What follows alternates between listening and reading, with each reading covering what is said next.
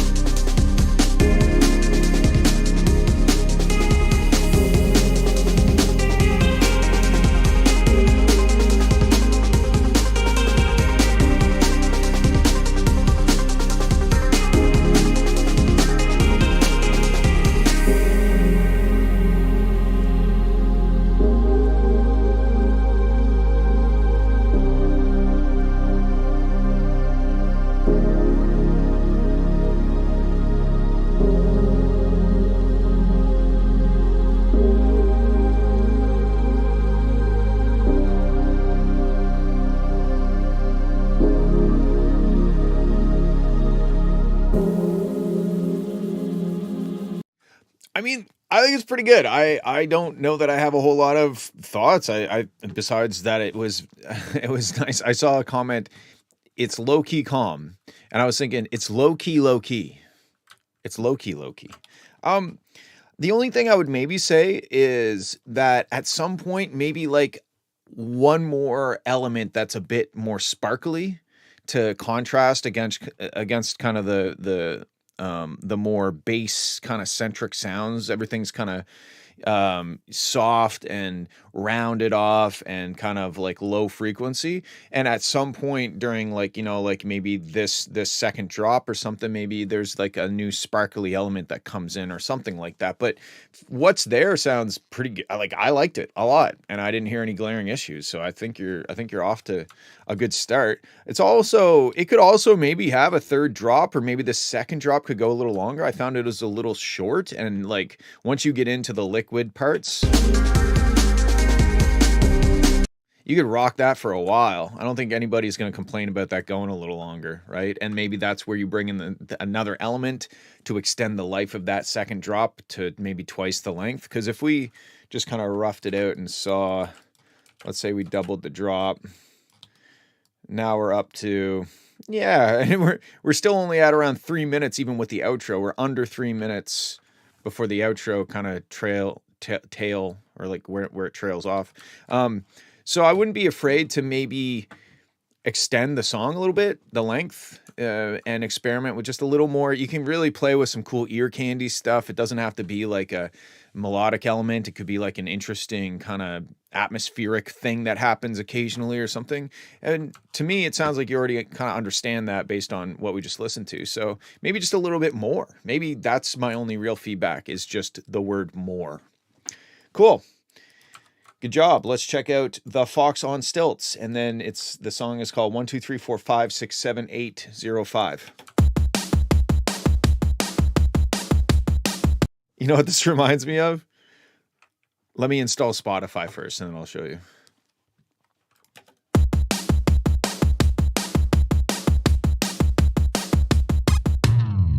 Okay, before it goes into the actual song, check this out.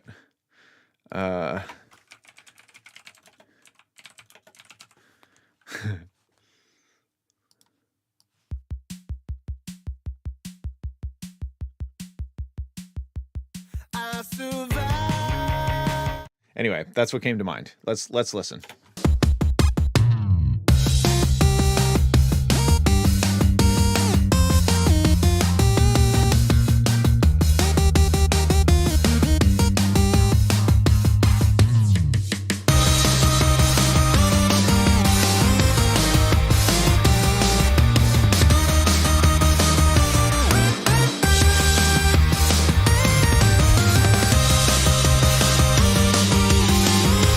Okay, I really like this, but those cymbals are hurting my ears. The crash cymbals and stuff, I feel like you got to tame them down a little bit.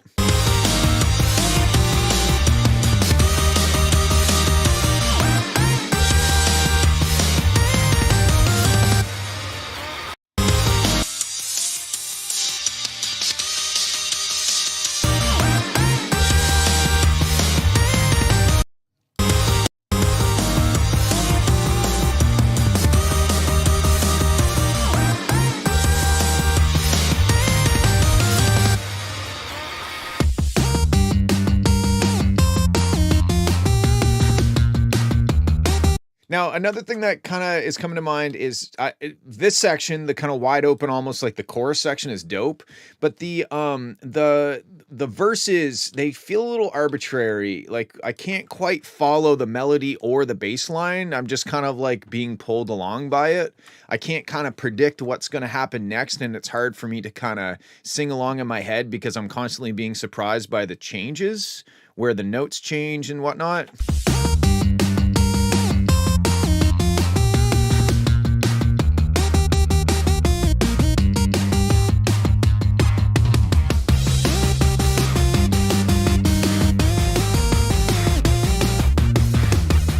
The second half is a little better. The second half, dun dun dun dun dun, like I can kind of follow along and it makes more sense. But the first half of this verse section just kind of is like.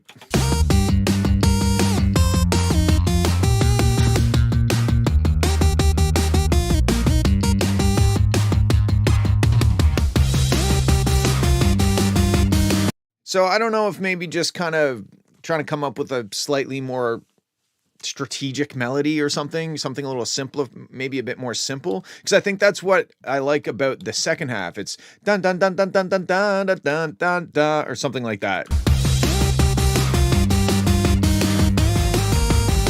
I mean, I was way off, but But to me, that feels like more of a melody and less of a selection of notes that are in the right key.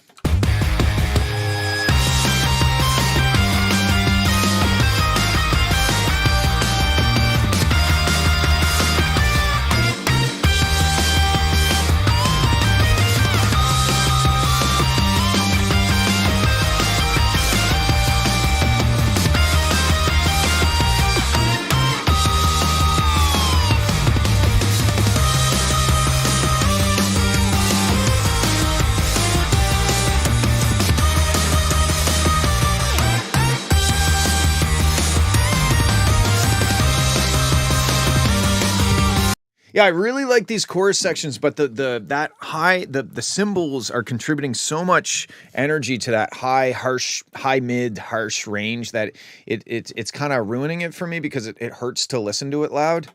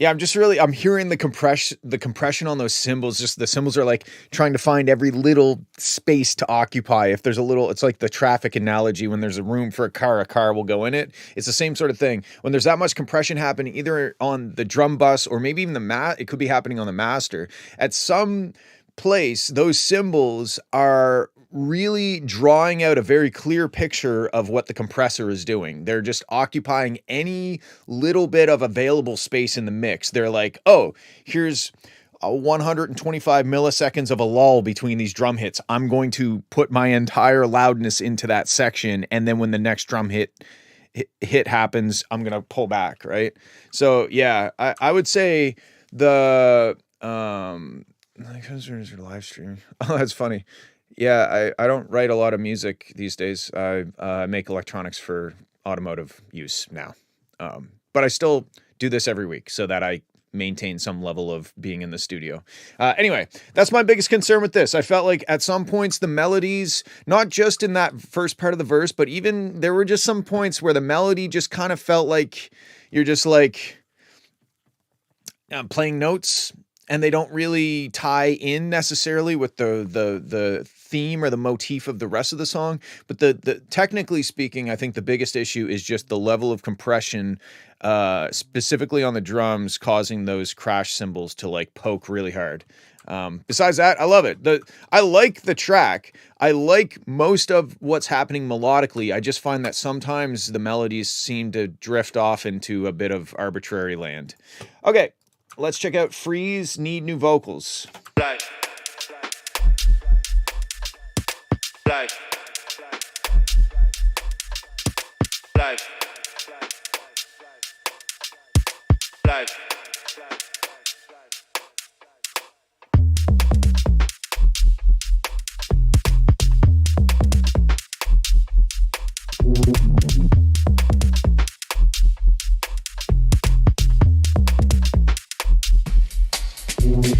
More life.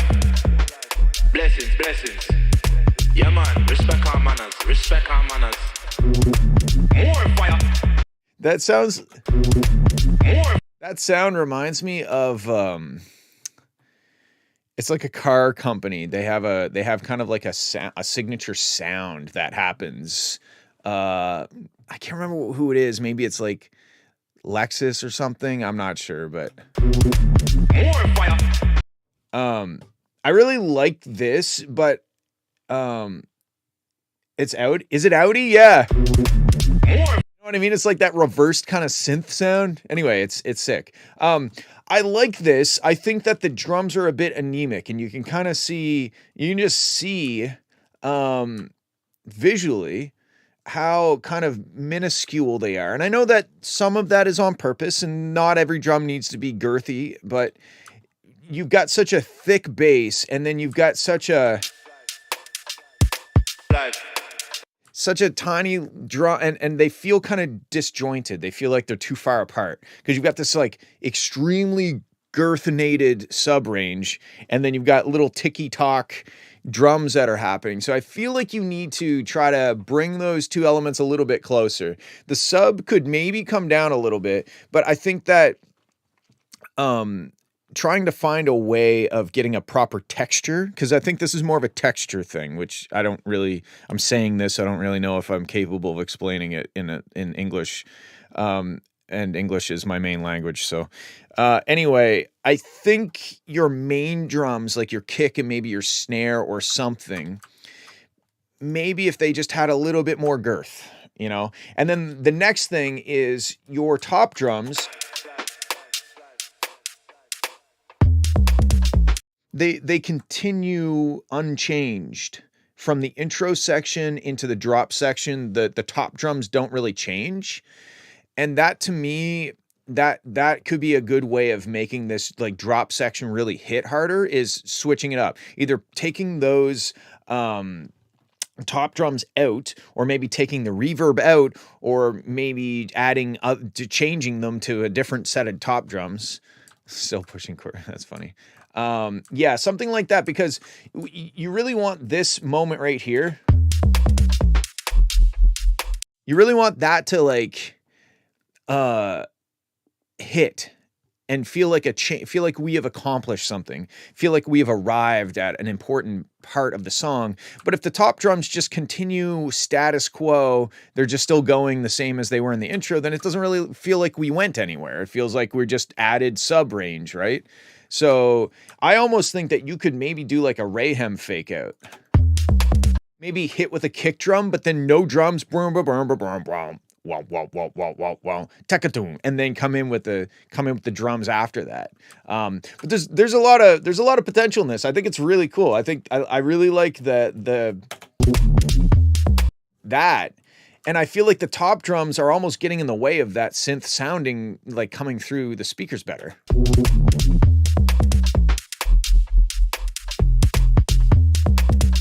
But I think you got to basically, if I were you, if I was doing this, I would take the top drums right out of the drop for now. And I would try to get the kick and the rim shot or the snare and the sub to all work together on a more grandiose level, where they all kind of sound like they're hitting at the same energy level. And then I would start playing with the top drums. I think the top drums right now they're just a little too maybe splashy and too similar to the intro leading up to it. If they weren't in the intro and you brought them in the drop, maybe that would be a different situation. But the fact that you gave us these bright splashy top drums with the reverb all throughout the intro, and then they just continue over to the drop, I think that should be changed. But before that, why did I say before that? I don't know. Sometimes my brain says words. No, my brain never says words. My mouth says words. Anyway, okay, cool. I like it. We're going to move on. I wish you were next to me. Here we go.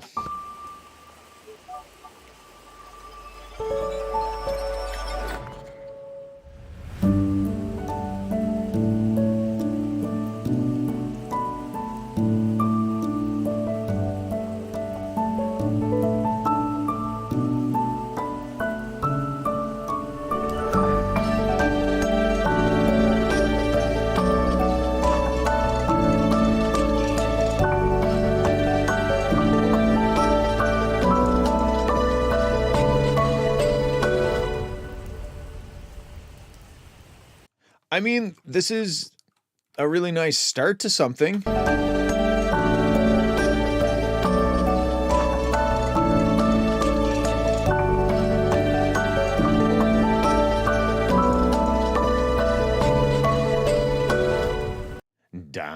I wanted to go to the I wanted to go to the tonic right after that. So D, like a low D.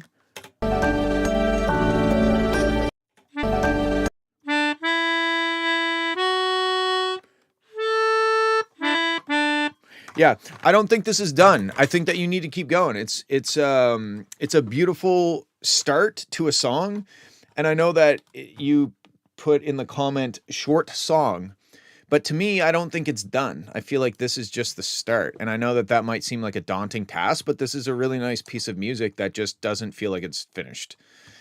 I don't really have any feedback or criticism on the way it is now. I think it sounds great. I think it's a beautiful start to something. But in my opinion, you should keep going. I would land on the tonic after this. Dun, dun, dun, dun, dun, dun, dun, dun, dun. There's a song. Fuck, it's a BT song, of course. I think it's on These Hopeful Machines.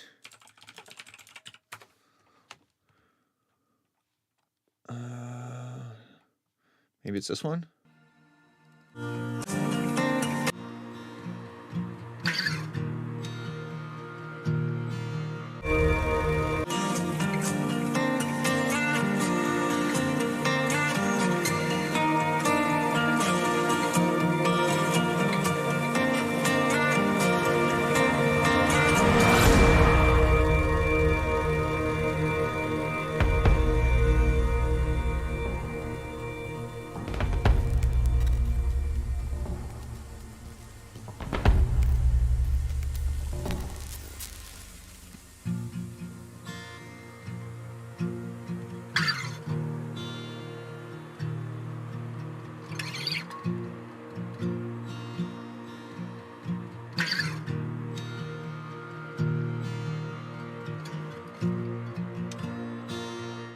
So check that song out. It's called The Ghost in You by BT.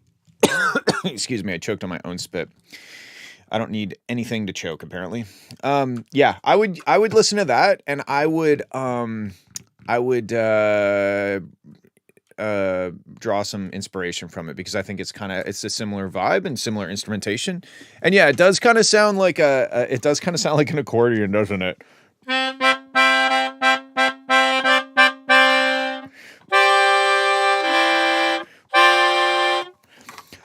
I just use it because it doesn't take power and I can find notes easy. That's like the only thing I use this for. Anyway, okay, that's what I think. That's what I think about the track. I think it's cool. I think you should keep going, and I think you should check out that BT song for inspiration. The End. Let's move on. I'm on fire. This one's called Life. It sounds like I'm trying to say lice, but I have a lisp. Life. Test My Love. Horu remix.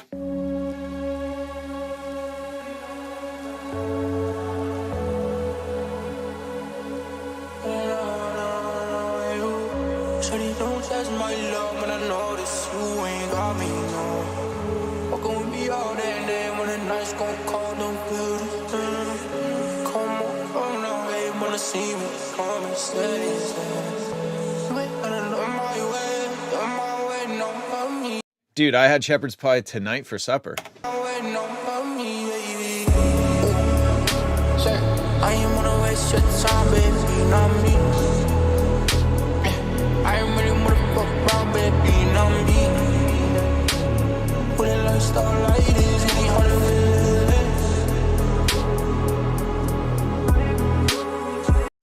I really like this, but I don't really like the snare. To me, the snare sounds weird.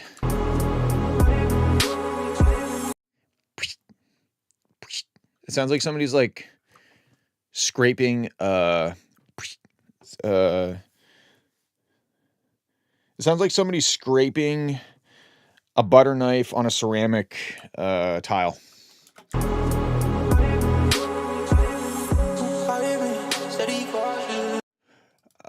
There are songs you already downloaded from the Discord page. I will continue to download them until I get to 20 or until I'm done. Whichever comes first. So okay, going back to the snare. I don't like it.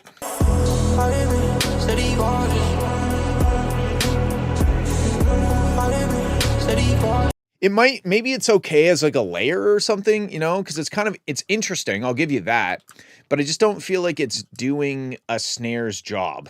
It's not really, it just doesn't have enough punch or something, and it doesn't need to be a dubstep snare, but I think it needs to be, I don't know. I would at least try.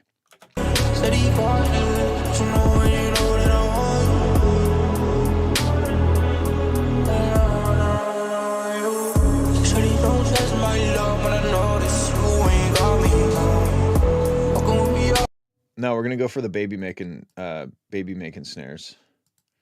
I can't remember how, what have I actually lost? What are the snares? Oh, fat snares, right? F. Yeah, there we go. Let's do it. We'll just throw the baby making snare in there. We'll just fucking line her up. Okay, let's see what that sounds like.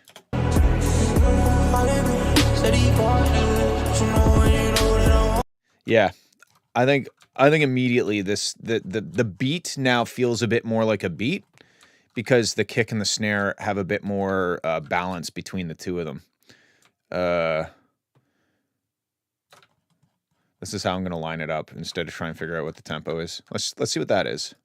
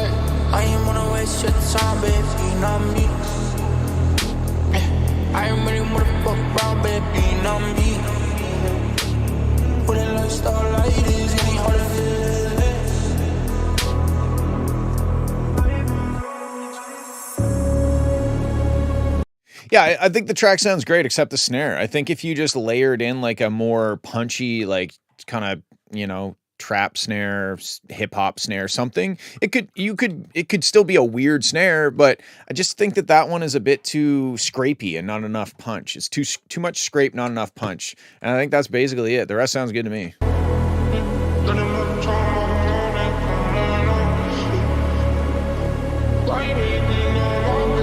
Yeah, I don't know. Try snare. See what you think.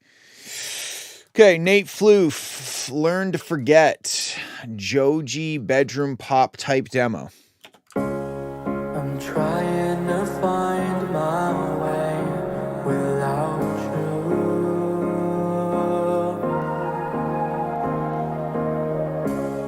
but you were the one to keep me true.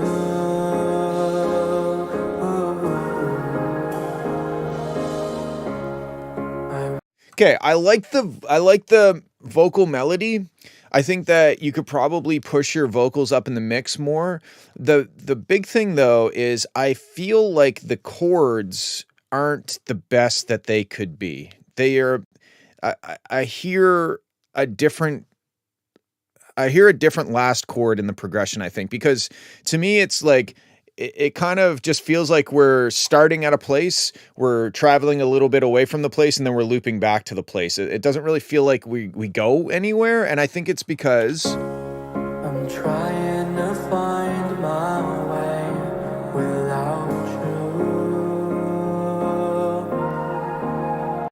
Yeah, that last chord just doesn't feel the last chord doesn't feel good to me. It feels kind of weird. But you were the one to keep me true.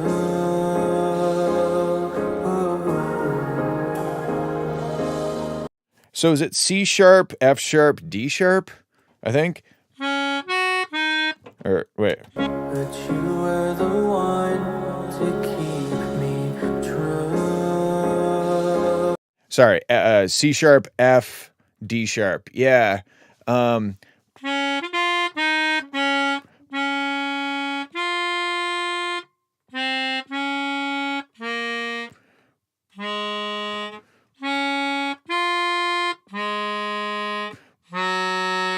think that would be a better chord progression. And you might even be able to keep you probably keep your melody the same on your vocal, but if you did D sharp, F, A sharp, F sharp. I think that would be a better chord progression, and your vocal melody could probably stay the same. And it might actually, what am I guessing? Is this what you did? Am I wrong about the chord progression? If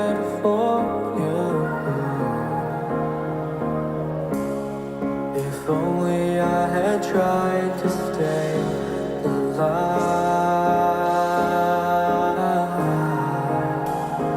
Well, then if you want to keep the verse separate from the chorus, I get it. It's just that last, when you go to the D sharp, it's just, there's too much like tension, or it doesn't feel like it's resolving in any sort of way, or I don't know. It's just, just try a different chord instead of D sharp, you know? You might be able to do,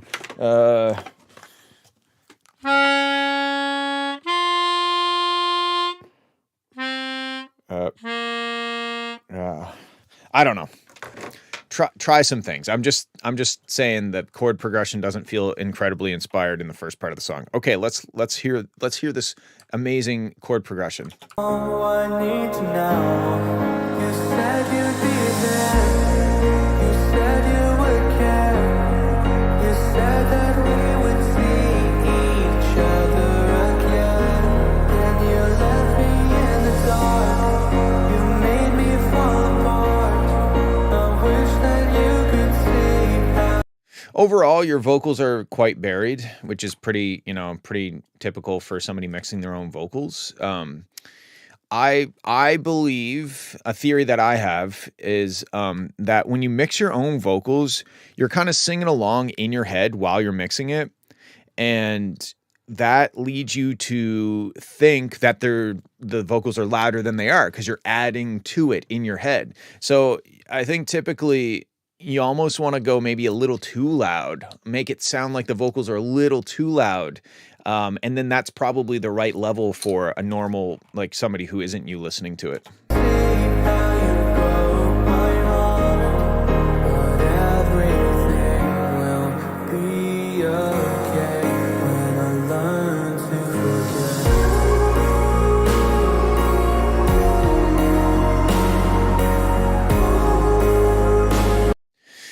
Yeah, I mean, there is that too. That's definitely a thing as well. But even people, when they're not self-conscious, I still think, I don't know. I think there's still a component of it that like you're adding to it in your head. It could be completely wrong. That's why I said it's a theory of mine. Yeah, and I think that the track is generally like really too soaked in reverb. Everything is just kind of like cavernous or something.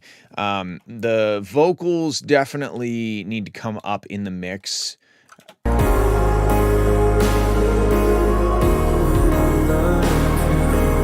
Because like when I listen to the vocals, I kind of just hear like the sound of a human voice, you know? Where is the sound as a factor? That shouldn't matter. The buffer size shouldn't affect the way that it gets rendered, because it doesn't buffer when it renders. It just crunches the numbers like a fucking machine. Hard to measure your own vocal when you sing inside your instrument. Yeah, that's kind of like what I think. That's similar to my theory. But yeah, okay. So I would play with the chord progression. And I would maybe dry some things out in terms of the reverb level, and I'd probably push your vocal up in the mix and go from there. But I like where it's going. I like the vocal performance, and the vocal melody is probably the best part of it. But I do like the instrumentation and stuff. I just think it's a bit too cavernous and soaked in reverb, and it just comes across as a bit messy and like a wall of reverb.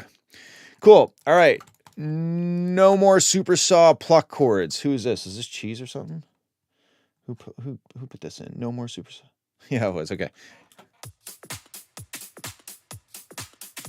So I guess the mastering left with the super saw chords as well, eh?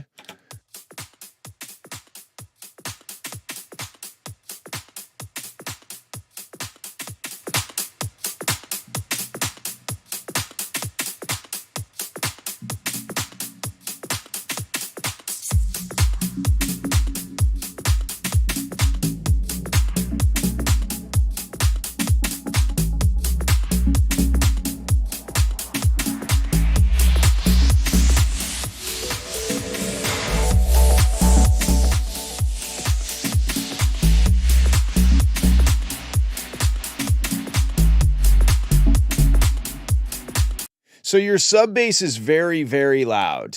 Like it's overwhelming when it happens. You can kind of see like here's no sub bass and then here's sub bass.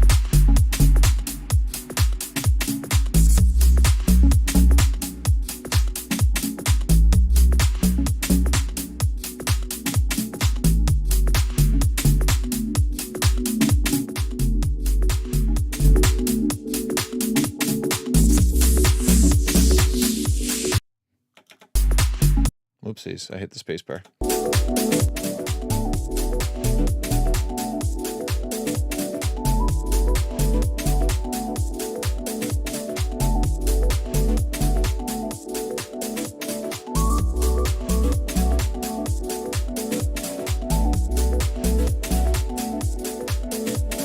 Okay, so far the most valuable part of this is this cool kind of like trippy arpeggio thing. That's the coolest part of this by a long shot. The least cool part is the drums. The top drums just kind of sound like a Vengeance loop from like 2012. Which, whatever. I mean, like their top drums, when you're in the mix, might not be a big deal. But my point that I'm trying to get across is maybe don't start with the drums. Maybe start with the arpeggio.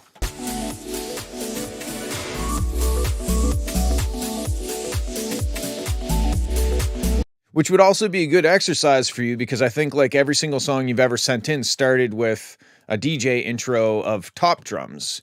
And that's fine for a, you know, a club mix or any sort of mix that's going to primarily be used with in a DJ set.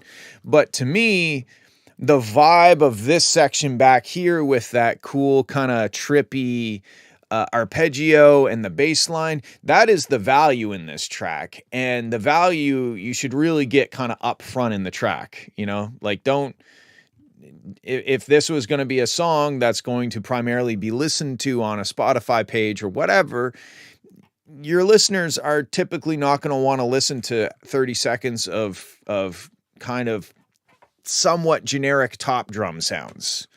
Now, not every top drum loop or not every you don't always have to be, you don't have to break the mold with top drums. You can get away with kind of generic standard purpose, you know, like top drums. But when you start the track and pretty much rely on that,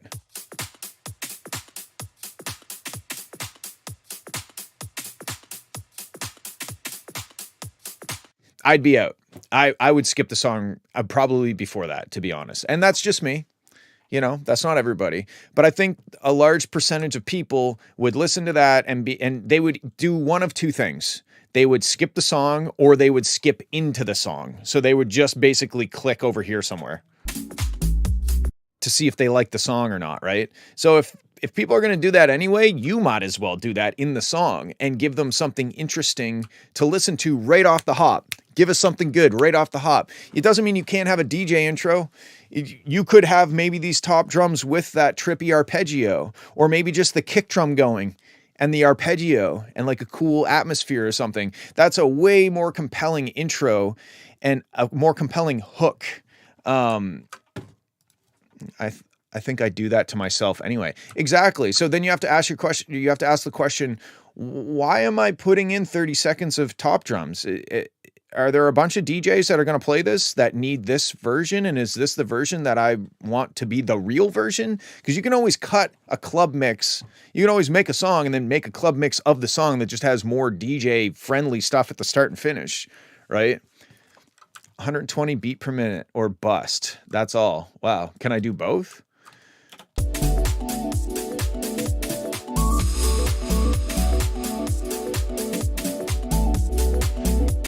Because like I really like this. I like this section that's going on with all the with the arpeggio. That I really do enjoy that section. But I'm just telling you that people are gonna skip, and especially if you're saying that you yourself skip the intros on your own songs, you got to ask yourself, why am I putting these intros here? Who are they for?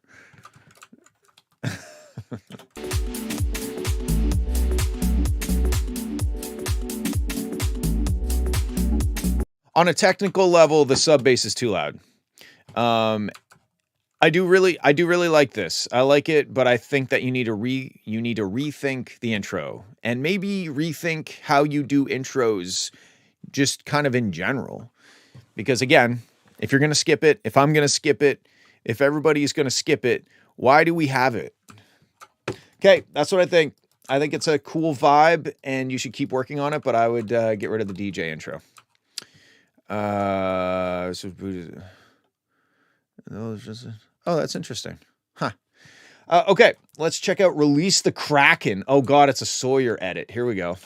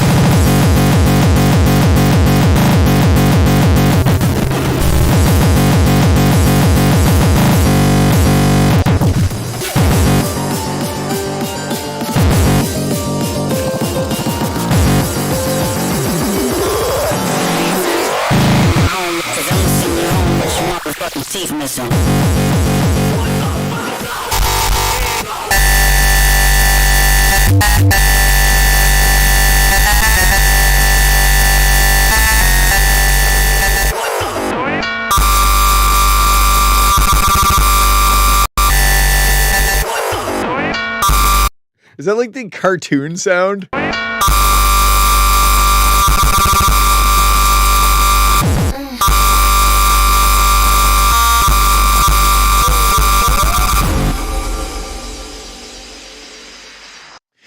I kind of feel like I need sunglasses for my ears.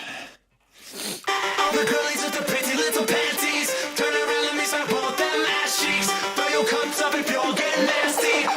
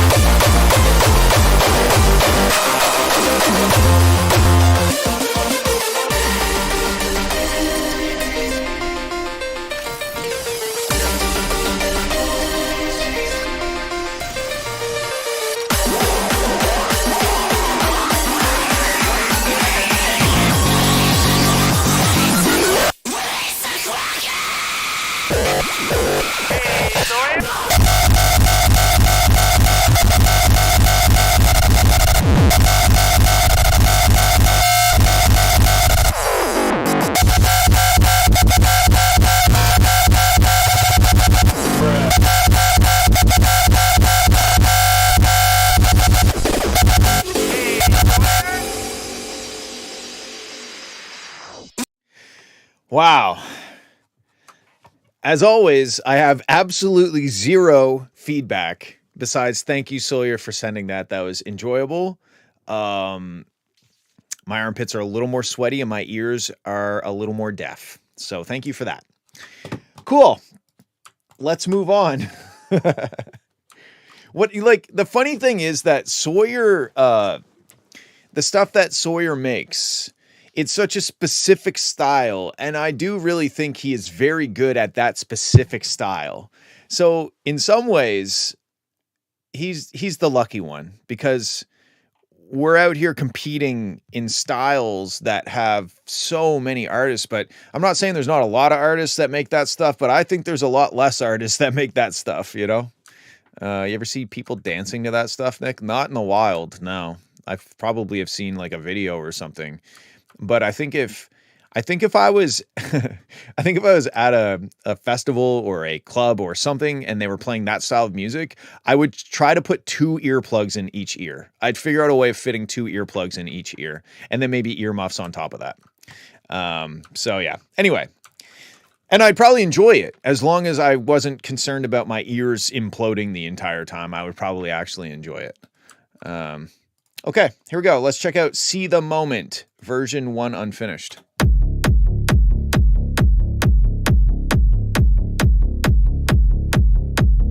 Well, Sawyer is from Australia, so...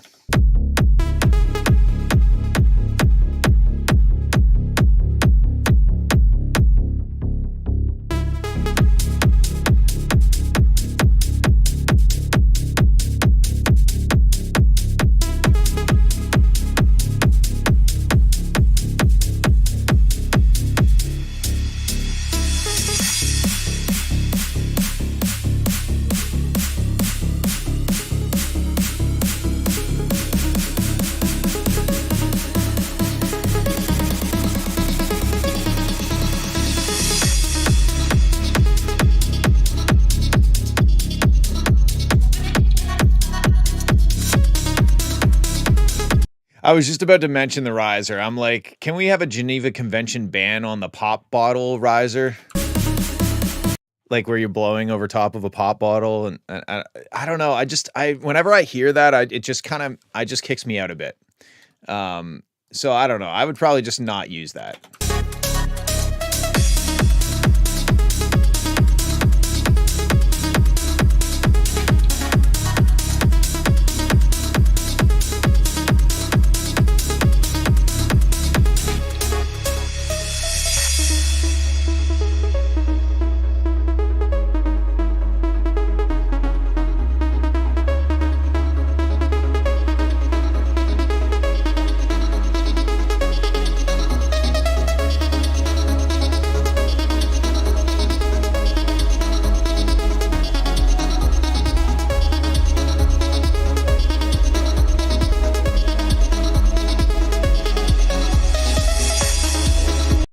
I don't really like the fading in kick drum here. I do really like this new melodic section. I like what it's doing. I feel like this is almost the start of the song.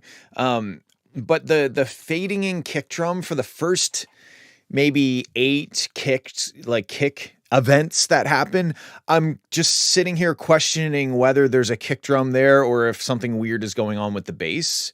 So I think that it's kind of like the way that you're fading it in with the low pass with that big sub bass underneath, to me, it just doesn't work. I'd maybe not even have any kick drum until it gets to, yeah, like right there. And then maybe you could bring in the kick at a diminished level. Maybe you shorten the kick, or there's a different kick, or you high pass the kick or something.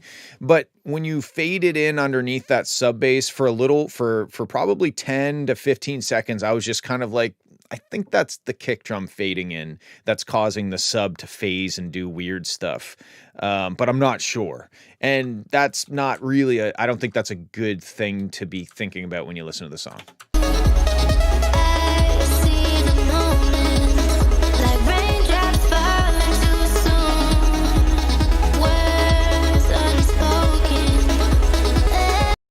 And I feel like we're right up on the master limiter. I had to check to make sure I wasn't doing some dirty stuff in my master, but there's something there's too much. I don't know if the side chaining is gone. Words unspoken, everything. Yeah, I'm not sure. I think the side chain is still side chaining, but there's something causing this section to be right up against that limiter the whole time. And we're not even in a drop section, so we don't need to be 0 dB loudness, right? I think you could pull things back in this kind of build-up section and let it be a little bit of a relief of loudness from the other section, and let it slowly build up in intensity until you get back to the drop and then hit us with that loud. But I don't think this section needs to be this loud, and there's some compression artifacts that I'm hearing in the mix because of it.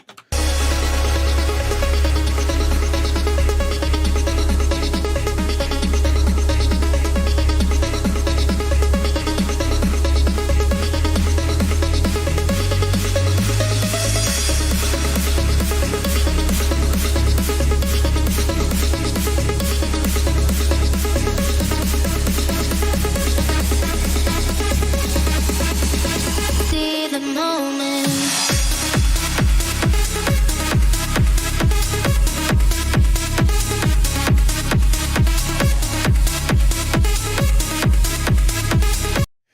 There's something rhythmically that's kind of bothering me. I can't quite tell what it is, but there's something, I think it might be a delay off of one of the synths, or there's something that's not quite hitting on the, it almost sounds like a bad beat match in a way, not aggressive.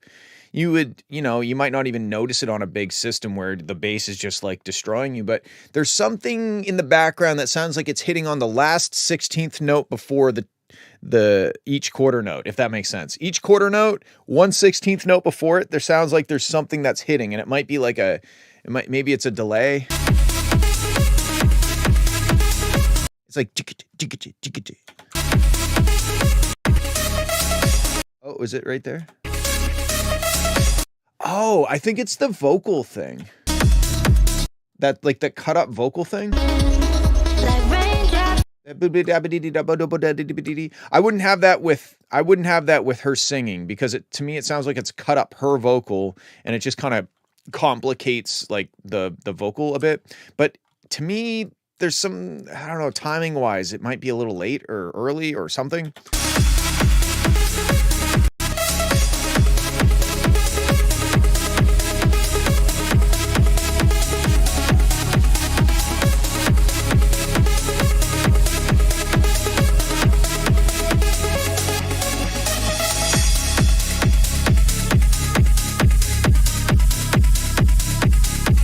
No, it's right there.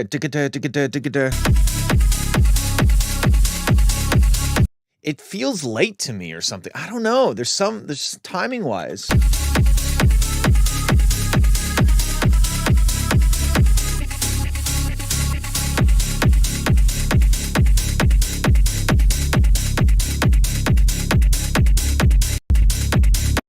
Some of the elements might be AI generated. Interesting.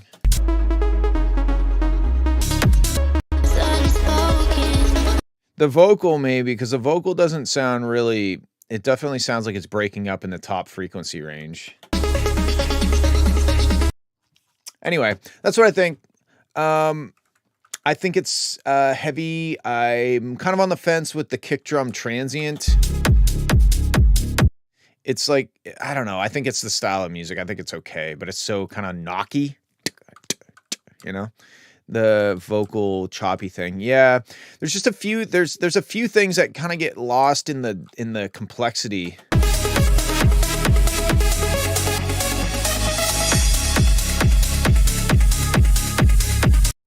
But it's a cool track regardless. All right, let's check out Shadows.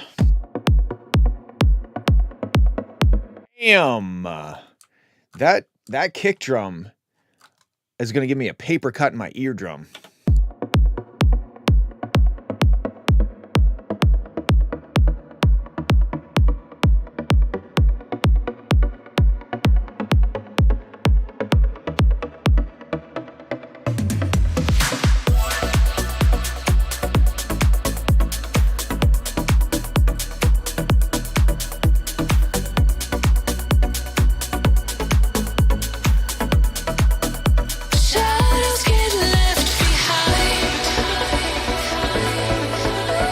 Okay, so yeah, so far I think that the kick drum could do with a little bit of a slight amputation of this. I don't think it needs to be so sharp, right? Especially right off the hop. Maybe that level of transient would work in the mix if you're trying to get that to really cut through.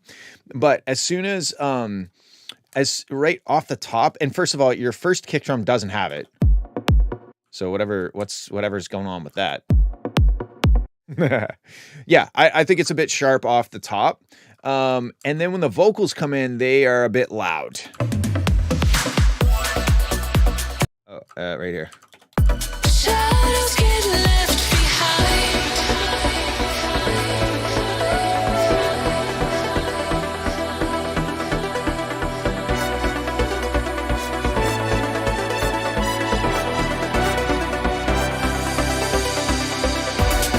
That's the typical Moy chord change.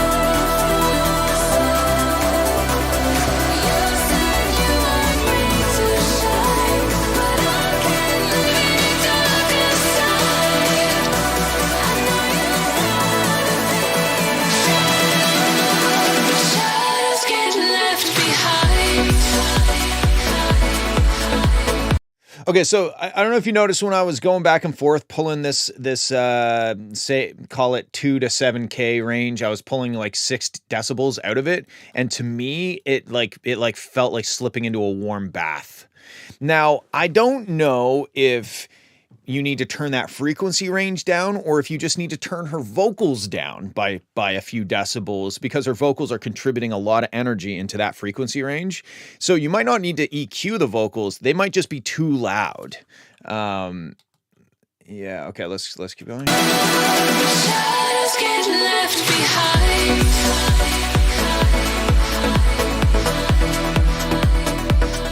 I do agree with the drop, not like I almost hear like a Fred Complextro drop, like the remix that you did of the track that Jello and I did. What the hell was it? I can't remember what the title was. It's got the perfect Victory Too Soon. Yeah, like this. Victory Too Soon. Voyage remix. Yeah, here we go. Why aren't we playing? Let's go. Am I not allowed to play the song? It's what? Don't make me find it on my. What the hell?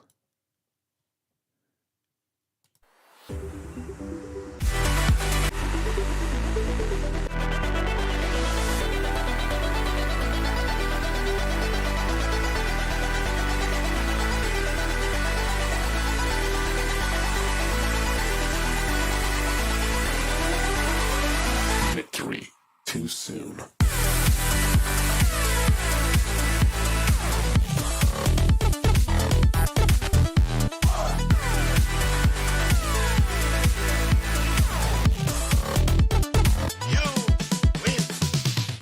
Yeah, I love that remix. So that to me, that's kind of what I was expecting. Switching. Okay, I get that. I think you're gonna have to figure out a way of doing it more. Like, to me, this is kind of what the energy sounds like. Like the build is like, it's like, wah! It's so high, and then it kind of just goes like this. Well, I haven't listened over here yet, but maybe if it went like this, that would be there's like a very intentional drop in energy, and then maybe it could be more bass focused.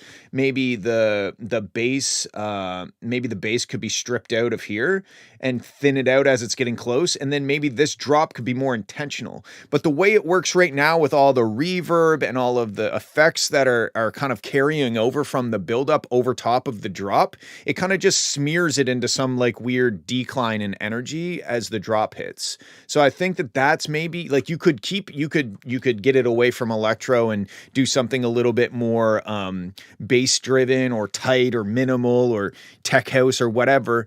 But right now, if we listen specifically to how the buildup bleeds over into the drop, I think that's kind of what's making it a bit more disappointing. Shadows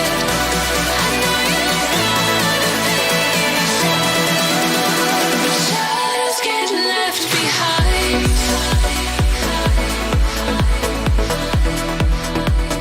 Because it's like the drop is basically, instead of dropping, you're kind of doing this. Like this is the buildup, and then check this advanced technique out. This is the drop. The drop kind of presents itself from underneath the build sections. So I think that's the but we'll keep going. We'll keep going. When I look behind me, I can only see your shade. I think the vocals could definitely come down quite a bit. Every day rewinds me to colors that we lost to gray. I know you tried to catch my heartbeat. I think this is an excellent kind of B drop, like a second part of the drop where you expand the idea and you bring in some of the melodic elements and the vocals and stuff. I think that this works great for that if the vocals were quieter. So basically you need to figure out what to put here for like a drop, you know? To bring you back to life. But no matter how hard you try, you run my shadow. Who you hiding from? I pulled you into my life, but you ran from the sun. You said you weren't meant to shine, but I can't live in your darkest side. Like, dude, I can pull 10 decibels out of that frequency range, and to me, the mix sounds better. Shadows get left behind.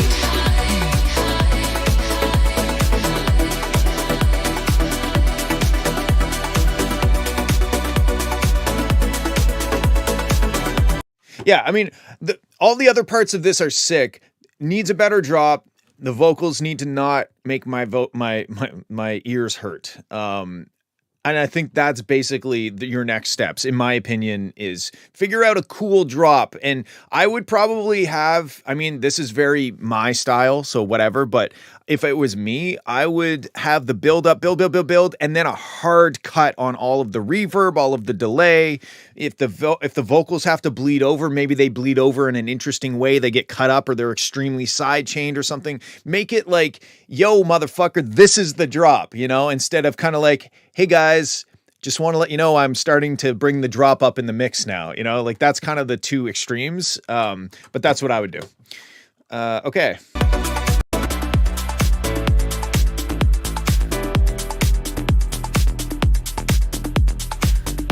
I love the percussion, the dat doo doo, dat doo doo.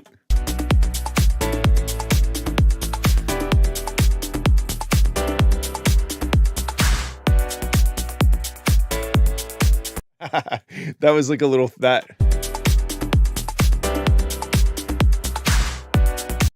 that's the complextro Fred that I know and love. Okay, very cool. Let's check out Aiden Dodge's song called Sombre.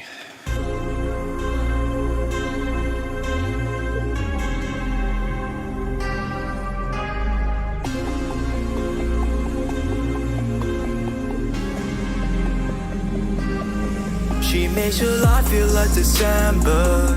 The way that she's so hot but makes me feel so cold. She's a master of deception.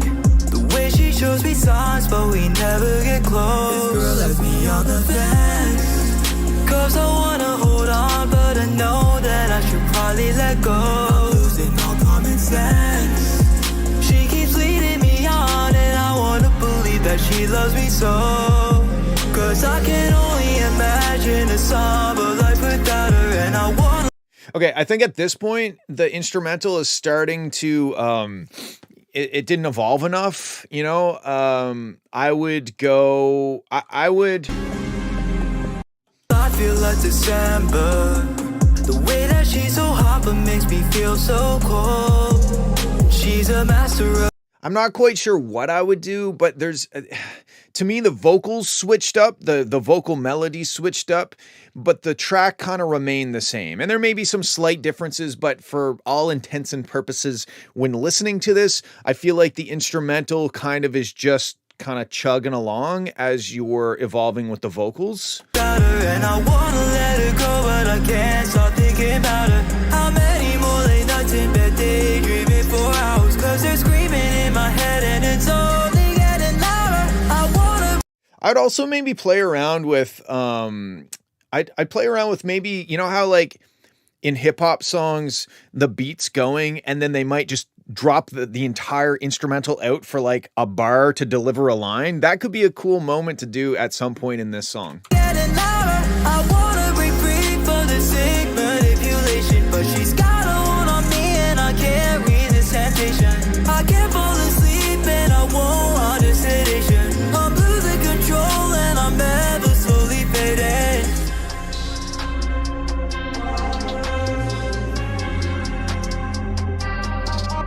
Falling through the cracks of a galactic heart with a million stars, but can't find where you are. Oh no, if I was able to create a supernova. Even at this point, I kind of feel like I want the track to be stripped down. I know that I've said this about this track in the past that you've sent in. Like, just maybe pick a section and strip everything out except the drums, the bass, and your voice. Oh no, if I was able to create a supernova, the death of one star would. Because that creates dynamic range in the track. Right now, the dynamic range is intro, big instrumental with vocal on it, and then we kind of just carry that through the whole time. But you could like bring it down and make it more of an intimate thing, more just the bare minimum with your vocals, and then you can build it back up and you're creating more of a compelling story that ebbs and flows and grows and develops and strips down, and there's just more there'd be more interest involved. The vocal, the singing is great, the instrumental is great. I just kind of feel like it gets to a place and it just the energy level just kind of is a bit stagnant at this point in the track. It almost feels, you know what it feels like? It feels like everything we've heard so far was the chorus. I don't feel like I don't really know what the chorus is, to be honest, or if we've even got there yet. But everything up until this point sounds like it's being presented as though it is the chorus. I'm supposed to be the one shining most prominent. Instead, I'm drifting through this vastness of space. So won't you help me reassert my former dominance? Give me control over my heart again. Like, where is the chorus? Wanna break free from the way that she's so hot but makes me feel. I can only imagine a somber life without her is where the chorus started. Okay. I feel like the same. Cause I can only imagine a somber life without her. See, that doesn't come across. I could not have told you that was the chorus. And it's not necessarily the fault of the vocal. It's, I think, more so the fault of the production and the songwriting on the instrumental side, because we didn't get a step up in energy. We didn't really get a change in energy. We just got a change in melody, right? So I don't know, that to me, I wouldn't touch the vocals. I would try to I would save it as a new version and just completely like mangle it, try things, pull things out, strip it right down to nothing but a kick drum and a bass in your vocal and see what it sounds like. And then start sprinkling things in. And then once you find these different energy levels that you can achieve with different combinations of different instruments and different stems and layers, then you now have levers to pull and move and say, okay, I want the chorus to happen. When the chorus happens, I bring this synth in, but that synth is only there in the chorus. And right before the chorus, it gets really quiet. And then this synth comes in, like that's kind of the role of the that's like the producer role in this sort of music, even though you are the producer and the writer and the singer and all the other stuff. But if you were to put on your producer role, then like the hat that says producer across the top, I would be going in and pulling out as much stuff as I can and try to find different kind of plateaus of energy levels that we can achieve with the different combinations and then use those strategically. Cause I can only imagine a summer life without her, a summer life without her, a summer life without her, a summer life without her, a summer life without her. I can only imagine a summer life without her.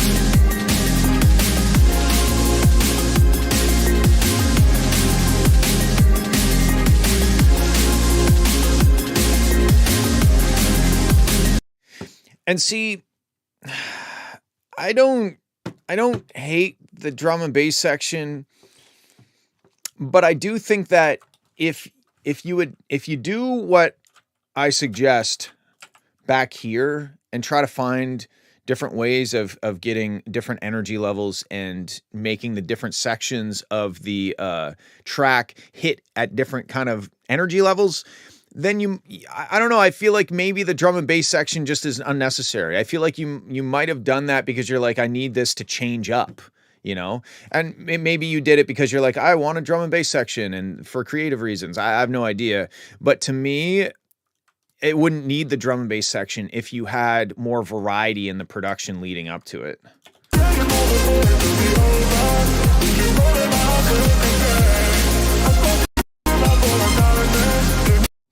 Yeah, okay. Well, if you want the drum and bass section, you go, girl. But I don't think it's really, I don't know. I don't love the drum and bass section. It just kind of feels a bit contrived to me. But at any rate, it's, it's your song. But I would seriously consider doing what I'm talking about to try and have a more well-defined chorus at the very least, because you shouldn't have to explain to people where the chorus is. Okay. It's a very good track, though. I do really like it. I just think the production could help the song come across better. Okay, this one's called 5114 test_10, and it's a very strange looking waveform. And it's a strange, it almost sounds like if I play this, I'm going to maybe go crazy and drive my car off a cliff. Like it has like some sort of psychological effect on me, like a human virus through sound. I don't know why, but anyway, let's have a listen.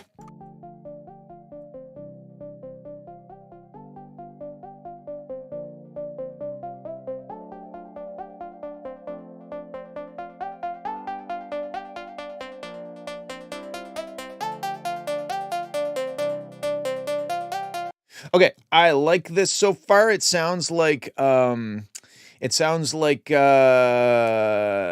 video games on YouTube. The one problem that I have two problems. One, it's very, very quiet off the start. This is basically, if you were listening to Spotify and this came on, you might think that your Spotify stopped playing music. So I understand the idea of starting off gentle and then opening it up over time and letting it swell up. But I think that you've gone a little bit too far in how quiet this intro part is. My next problem is that we get here and I kind of expect something else to happen. Maybe some atmospheric stuff, maybe a bass line, maybe a new synth chord, something subtle in the background, a shaker, something, because we've listened to that same kind of melody / chord progression a few times, and I feel like you need to add some value. I know that eventually you open up the filter But especially right here, again, I'm expecting the track to grow, to evolve. And the only way it's growing and evolving right now is that the volume and filters are opening up slowly over time. But we don't have any new instruments or elements or you know, like soundscape atmosphere stuff. I would try to you know, every 8 bars, give or take, there should be something changing, something adding, something to hook the listener. Because once we hear that melody a few times, we're like, okay, cool, we get it, we understand the melody. Give me something else to listen to now, you know?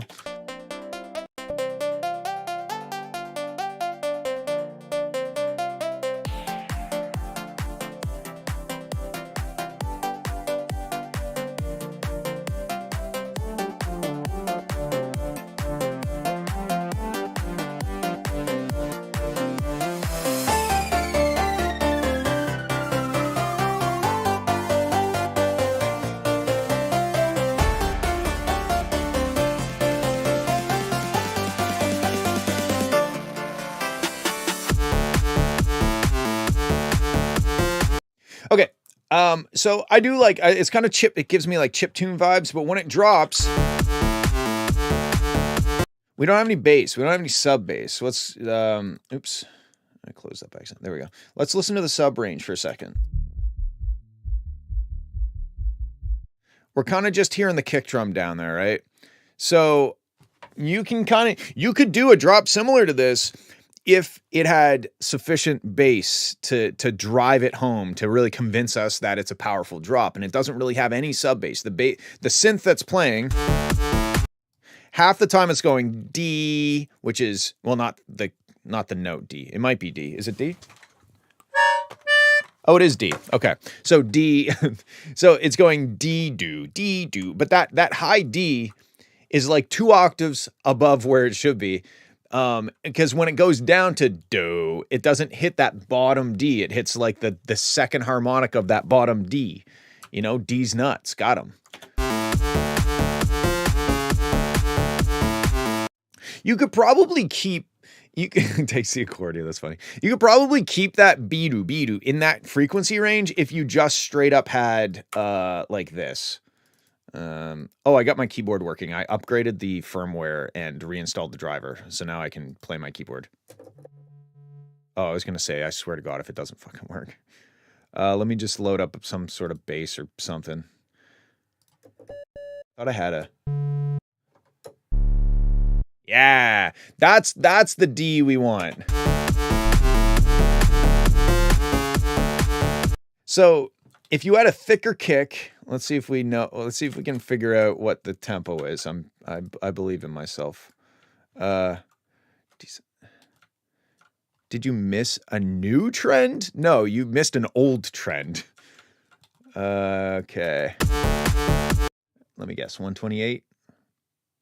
No, 132? No. 134 maybe. Sure. Nope. What is the tempo? 133? I mean, it doesn't really matter because I'm not gonna. Anyway, yeah. Uh-oh.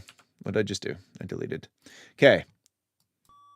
Let's go down to the bottom D. He's nuts. Got him. Okay. So here's very simple. Just D on the offbeat.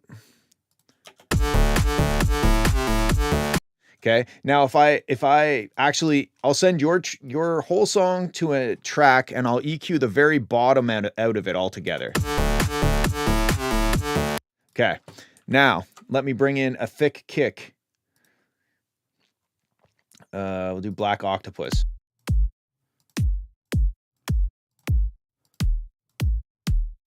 I don't know. That's not the right, it's not playing the right note. Let's figure out what the note is. Put it up an octave. Oh no, wrong thing. Okay, it's up. I think it's 1 semitone sharp. There we go. Whatever. Okay, we'll just try this.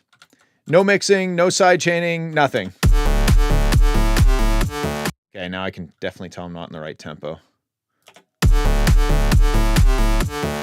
Maybe shorten this kick up a bit. You know what I mean? All of a sudden now we got bass, and we can get away with potentially what you've got there for a synth. But yeah, if you had that bottom sub range, the drop would go way harder.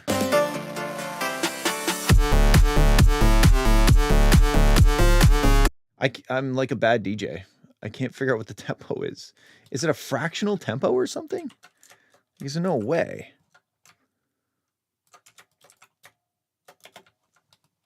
$136.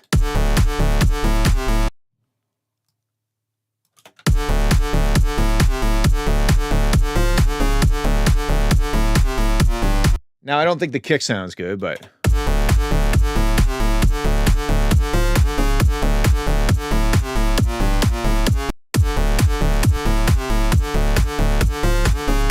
But now, do you hear the difference if I take this off of that track?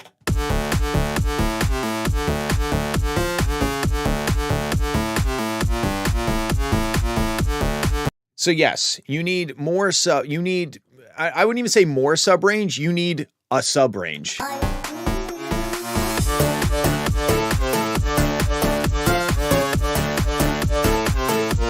Now, anytime you use a super square, it's going to kind of sound like a bit cheesy. It's just the way a detuned square wave sounds. It sounds like, I shouldn't say cheesy. It sounds like Sans Undertale.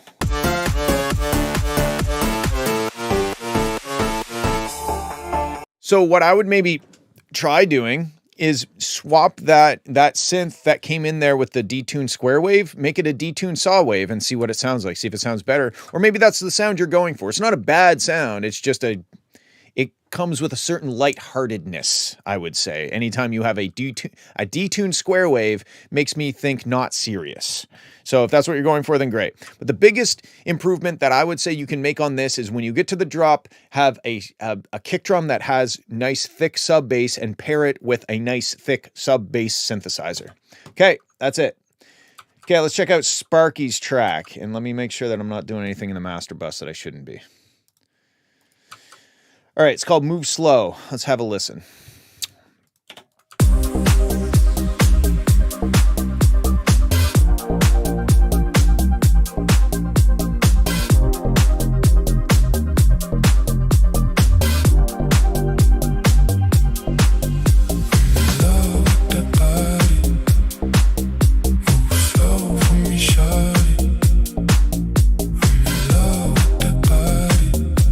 Okay, so in the vocal, you've got some like mouth clicks that cut through a bit too much. I would maybe go and manually fix those. You could also use, if you have any of the Isotope RX plugins, there's something called Mouth Declicker that gets rid of those. But just because of the processing you have on the vocal, those little clicks are really cutting through the mix. And they're not like on time per se. So they're just like these really sharp transients that happen somewhat randomly throughout the track.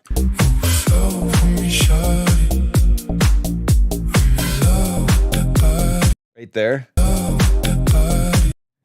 Right here, I think it's almost in time. It's almost on the upbeat.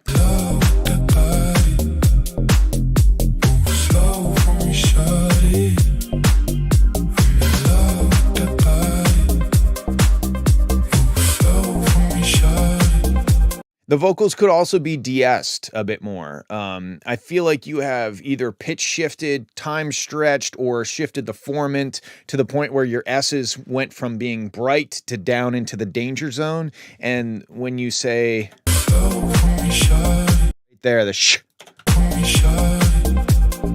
little de-essing action would probably be helpful.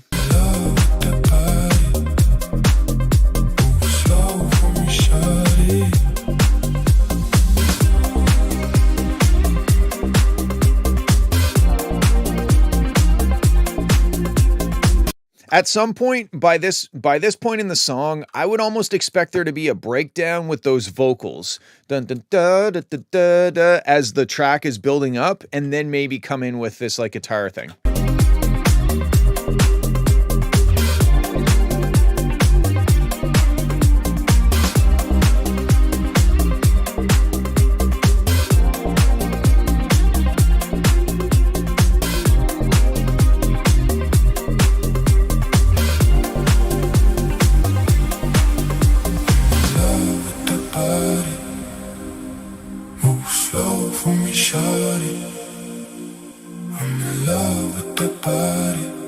Okay, so that's basically exactly my suggestion, but just the placement of it. Let me try.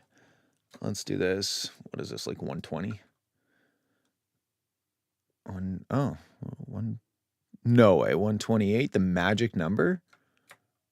Crazy. Okay, let's see if we can find a better place for this breakdown section.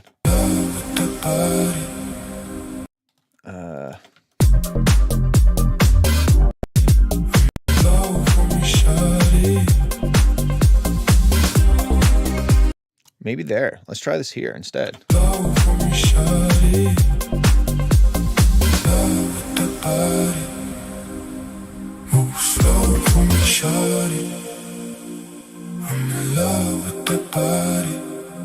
Yeah, dude, I would probably do that. And you might need to tweak the song to accommodate that. Maybe the effects, maybe drop the beat out a little bit before or something like that. But I think this placement is pretty sick. It reminds me kind of Dirty Vegas. You know what their big song, what was Dirty Vegas's big song? It reminds me of that. Not just because of the vocoder, but also because of the vocoder.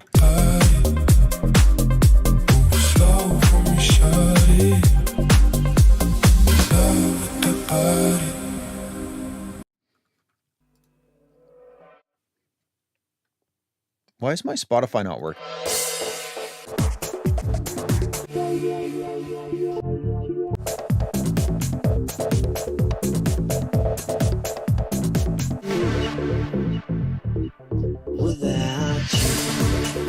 You know what I mean?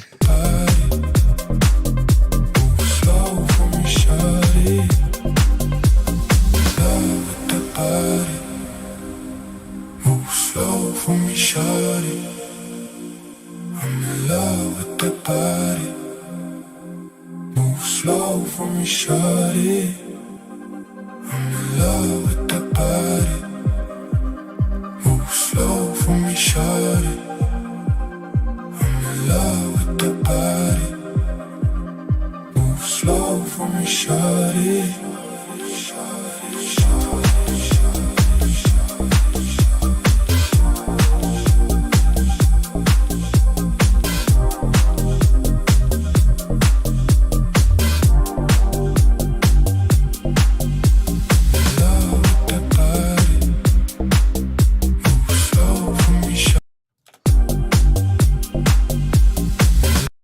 Okay, hold on. Maybe I found a place for this section that I cut out. I really feel strongly about putting that section there, though. I think that works, like, really good.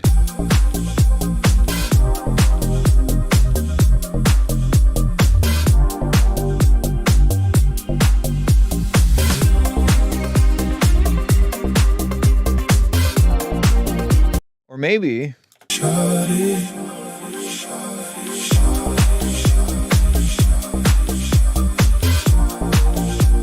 I don't know, I do like it the way it is, but...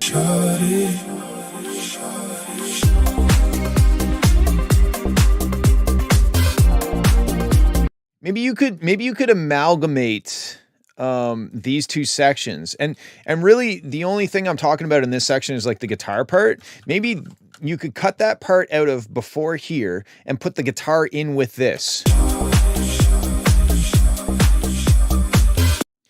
The order that I play the songs in is whatever order FL Studio loads them in. I grab them all and I dump them in, and I have no idea how FL determines what goes where, but it does. And then people that send in songs after I've started the stream, I'll go at the bottom. That's how it works.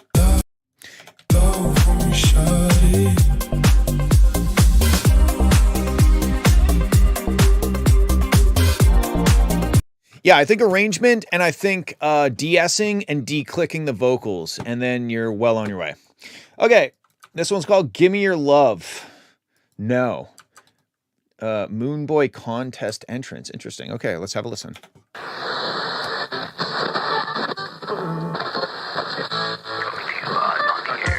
Today's hit music. Real variety for your workday.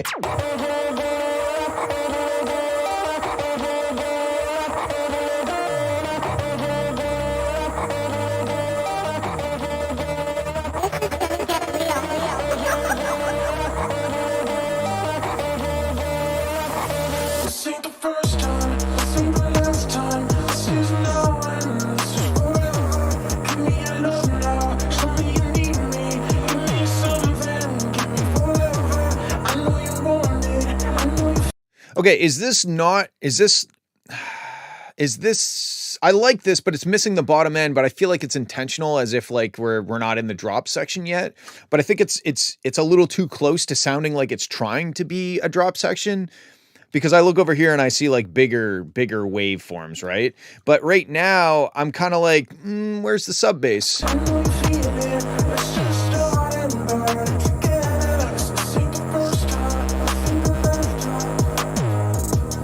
So there's different ways of solving that, but to me, you're just a little too close to an actual kind of drop section in terms of the production with that big 808, distorted 808 bass line thing, that it just feels like, wow, I guess this track just doesn't have sub bass, you know? I'll burn the world for you, and I'll search the ocean blue, and I'll burn the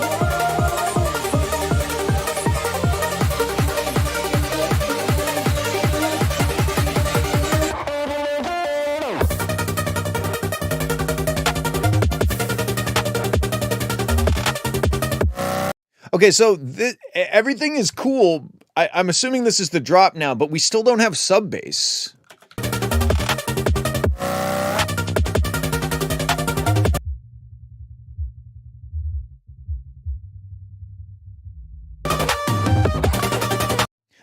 Like everything except the sub bass sounds really good. I really like it a lot, but we just don't have any sub bass. So I would probably add sub bass.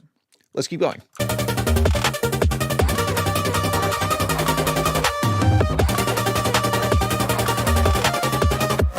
And then like the kick and the clap, to me, I feel like we're listening to a synth with some stuff underneath of it. Like I like the synth, I like the notes it's playing, I like how it's going da da da da da da da da, but I don't feel like there's really much else here.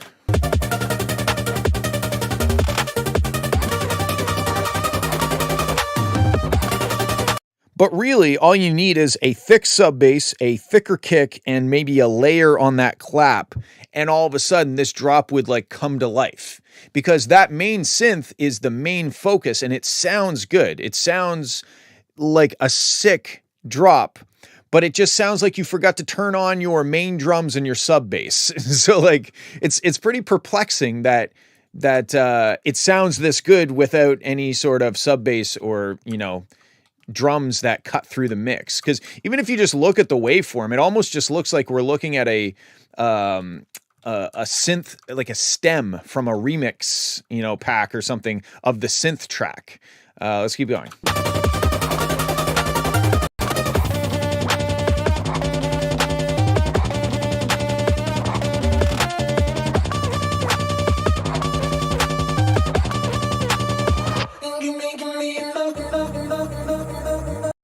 Yeah, it almost sounds like you must have high passed some stuff, because like that main synth, that blah, blah, blah, blah, blah, it's playing the right note. There's no fundamental frequency there for some reason.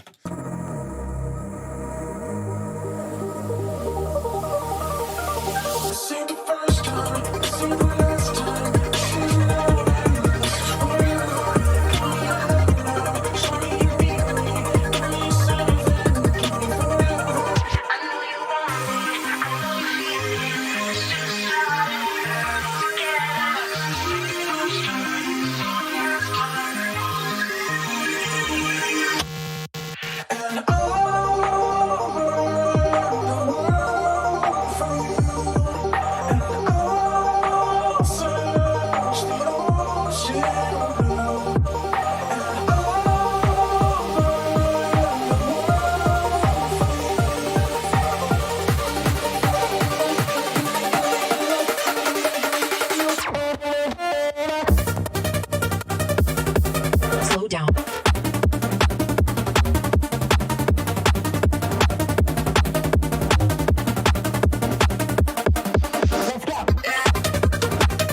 So now the thing you're going to have to figure out is in sections that have that 16th note da da da da da da da synth thing.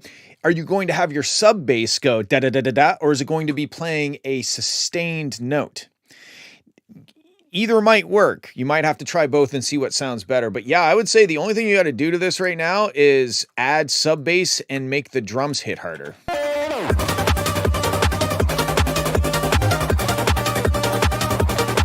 I think mostly the kick drum. I think the snare is kind of or the clap or whatever is kind of a crungy sounding clap, but on purpose. And in this section, it sounds loud enough to me, but I'm just missing. It's like the bottom end of the track just isn't there.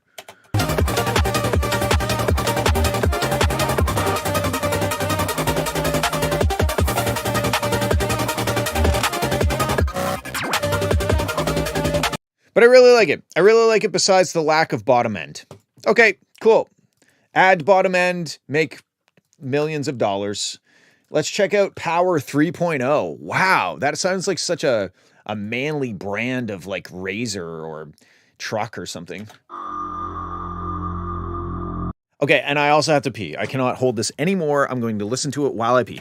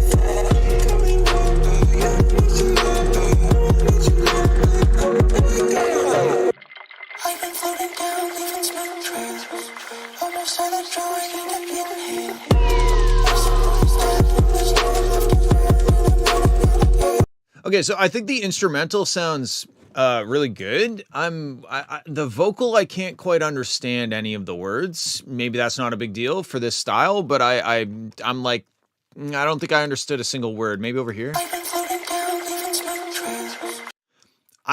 Maybe smoke trails. Even in this section, without any music, I can't quite understand what he's saying.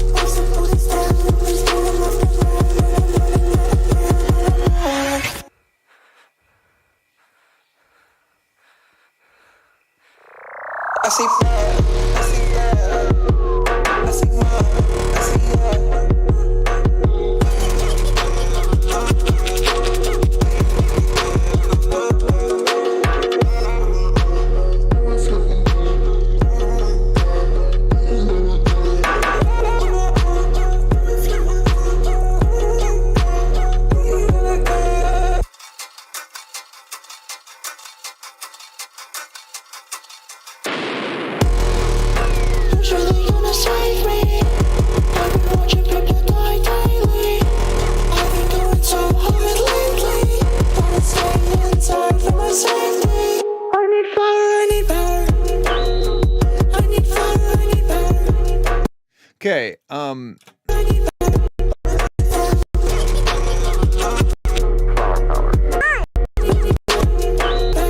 so another thing I'd mention is that you're playing the same note on the bass or the 808 or whatever. You're playing the same note the whole song, and it might be nice to have some sections that maybe have a different note in it, or because we're kind of, I don't know, it's probably a D or C sharp. It's a D sharp, I believe. So if you could like get away from that at some section, you may find that the track feels as though it kind of it evolves a little bit more. It's not that you can't moments of silence to break it. I mean, sure, but I'm not even talking about breaking it up. I think if anything, I was going to maybe say it's a bit too broken up.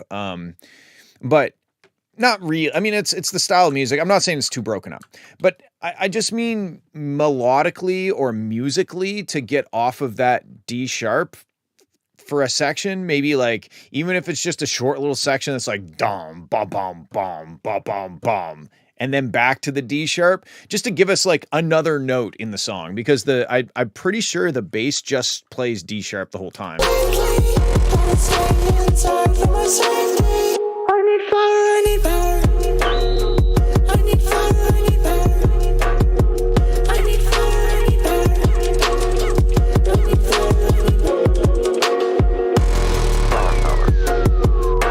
I do like the production though. I like all the sound stuff. I like all the sound design and stuff that's going on.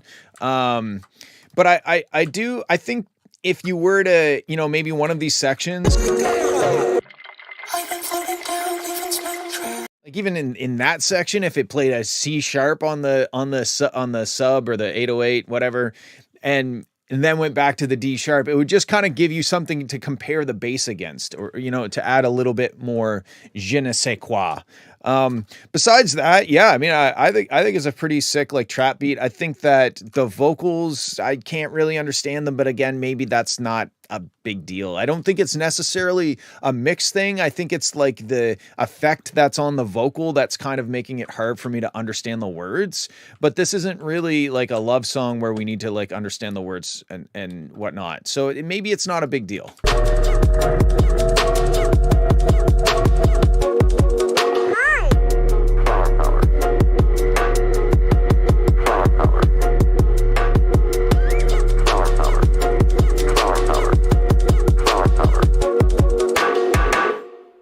It's really cool. I do really like the beat. So yeah, maybe just try getting some C sharps in there, or it doesn't have to be C sharp. You can go up on the bass, just something to get us off of that D sharp, so that when we inevitably play a whole bunch of D sharps in a row, we had a little bit of a break from the D sharp, and now we're back at the D sharp and we can appreciate it a bit more.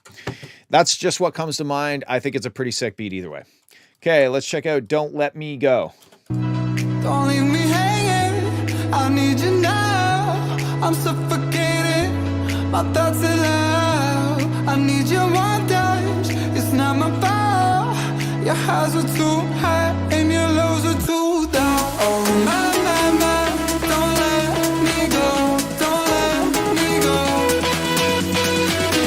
Oh my, don't let me go, don't let me go.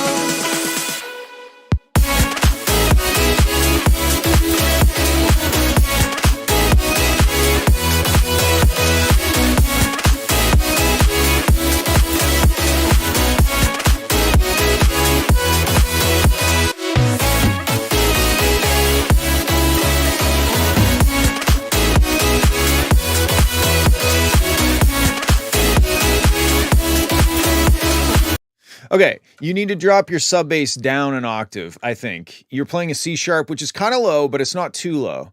And you're playing yeah, you're playing that when it could be. And that's not to say, I mean, like, what are the other notes?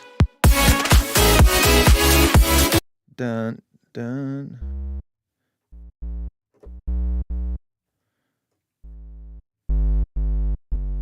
Is it?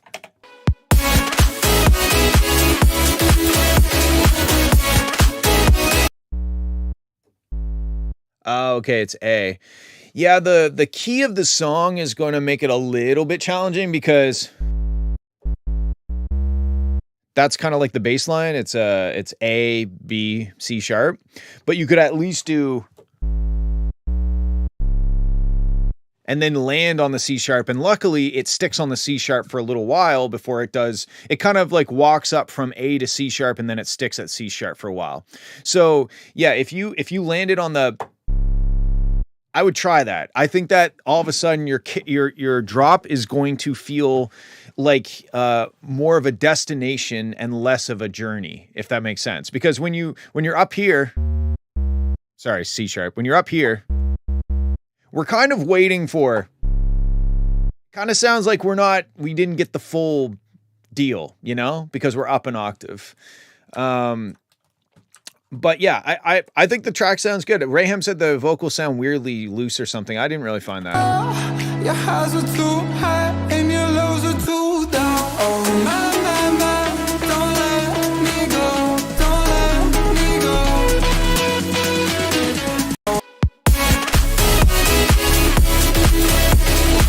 Yeah, I think that if you just keep your A and B notes the same, but then just try moving your synth, the bass down to the bottom octave of C sharp. And I think you'll be like, oh, wow, that's thicker. And then once you're done doing that, sketch out the rest of the song before you do really much of anything else. Get the arrangement kind of laid out, even if it's skeletons, even if it's a top drum loop for 16 bars to hold the place. Get the arrangement out so that you're not just spending even more hours on this 1 minute section of audio. Okay. I'm not going to try to say that. Glory. Here we go. Days turn into nights, turn into ways I can look for you. I don't know why I still am here. My destiny claims true. I need my story, you are my only. Okay, so one thing I would do right off the hop. Days turn into nights, turn into. I would be making this section quieter.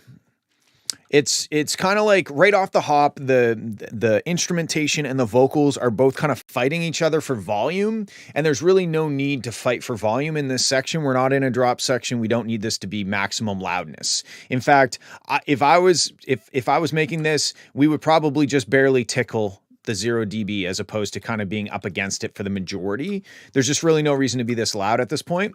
And I think that just giving it a little bit of room to breathe and just, letting the vocal exist without fighting the loudness of the synths is going to definitely make this a lot more compelling to start off. The second thing, so you've got, you got this like snare. You got 1, 2, 3 snare, and I'm pretty sure you have snare, snare, snare, snare, snare, snare. You just have a snare. I think I would take out this fourth snare because it's so kind of small that it's not really doing anything except just like I would probably just do dun dun dun dun dun dun and leave out that fourth snare.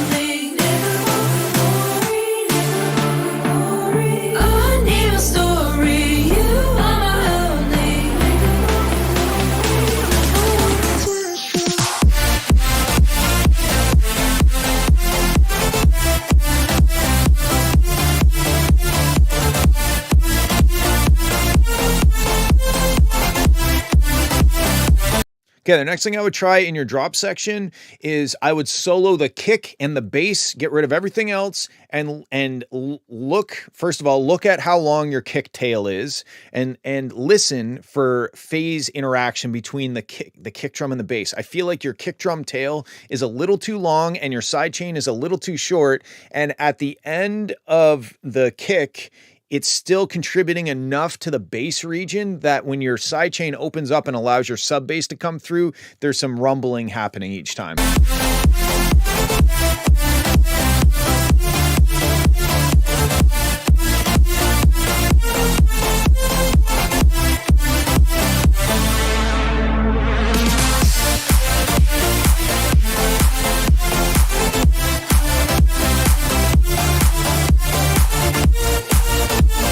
I don't love that clap. It's got a jingle jangle on the top frequency, kind of like almost sounds like a bit crushed or something.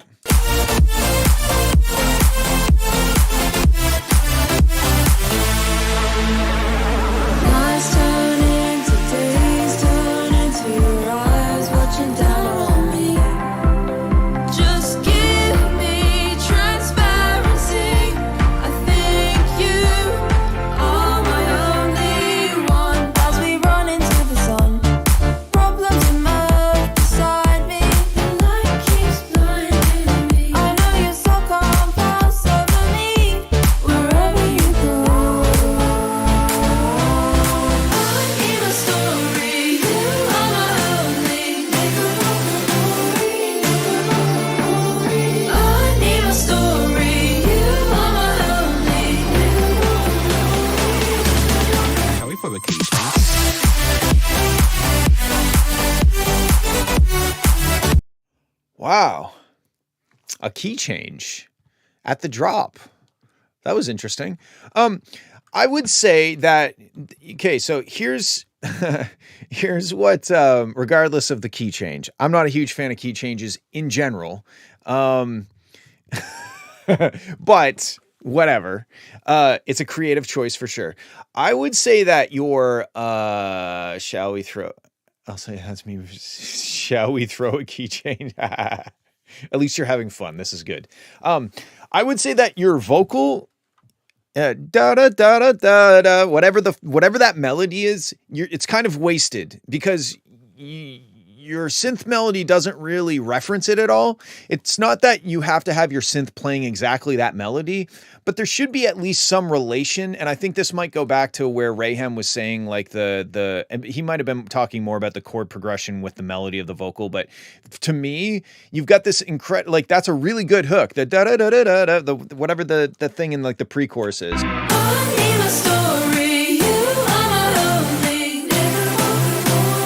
That da da da da da da, that you should probably incorporate into the synth somehow, because that is like, that to me is the main motif of the song. But then when you get to the drop, we don't really get that. We just kind of get like something unrelated that's in the same key. So yes, it's in the same key, and yes, the melody isn't bad in the drop, but you're kind of like wasting a nice connection that you could make where you reference that. I did make the song before writing the vocals. Interesting. Yeah. Anyway, I would try that. I would maybe think about it, at least experiment and see if the da da da da da, that melody line, can I incorporate that into the synth? And maybe it's like how a lot of classic rock songs, the guitar solo might start off with the motif from the vocal, but then it goes off and does something else. But then it comes back and references it again, and then it goes and does something else, and then it comes back and references it. So it's always kind of it's almost like touching base with the melody, and then it's expanding in its own way to create this expanded version of that hook. But it's always kind of connected to that, and that's what gives the song kind of a cohesive feel. Wait for the key change.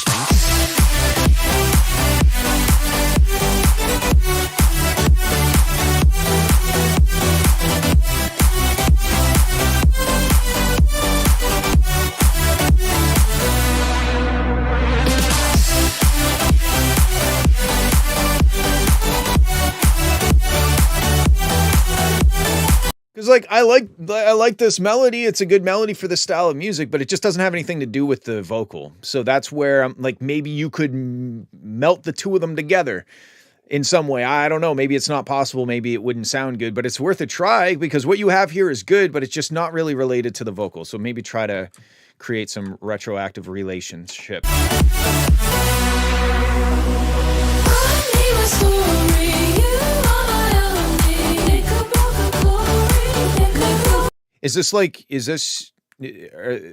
Are these your vocals or like a friend's vocals? Did you write the vocals and then have them recorded?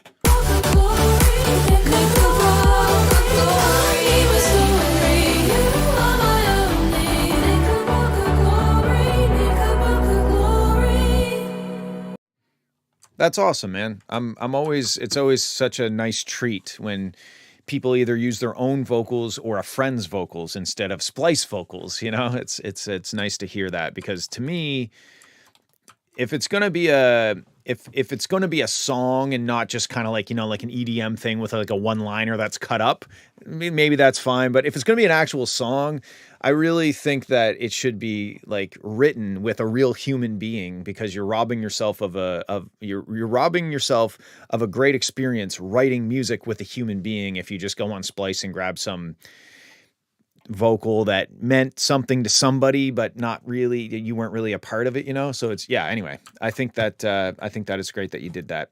Again, the clap, to me, everything else in the track has a certain sonic signature, but then the clap comes in with this like super sparkly, like bit crushed kind of sound. And to me, it doesn't fit with the rest of the song. So maybe try to experiment with some different clap sounds. Okay, we'll check this one out, and then I got one more left to grab. This one's called Joy Dash the Real. Hope the final version. Okay. Well, I hope I don't crush your dreams. Your joy is your sorrow unmasked. And the self-same well from which your laughter rises was oftentimes filled This is gonna get real.